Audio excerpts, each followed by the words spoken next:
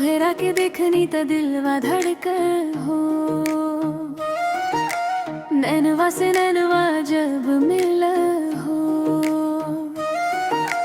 कैसन जादू चलवलो सजनवा। दिलवा में उठल हलचल हो। चुपके चुपके तोहरा के ताकी, मन के बात बताई ना पाई। तोहरा बिना लागे ना मनवा, हर घड़ी तोहरे याद सताई। रात में सपना में तू आवेला, दिल के धड़कन बढ़ावेला। कह देना प्यार बा कि ना बा, काहे हमरा के तड़पावेला।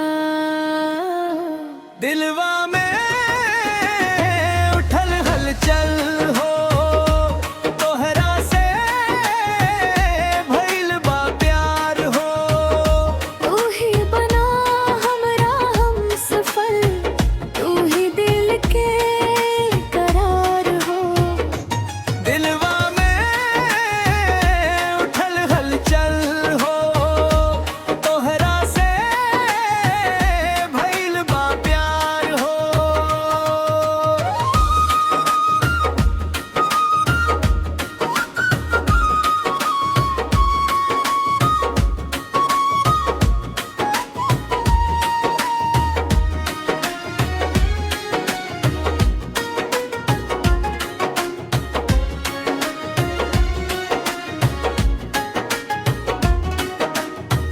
तोहरे मुस्की पे दिल हार गए, तोहरे अदा पे मनवा मार गए।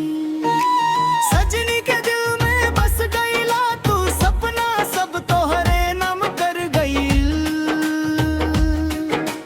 हर पल तुझे ही सोचत बानी, हर सांस में तू है जानी। एक बेर कह द मोर जिंदगी पर हो संग रहब जिनगानी।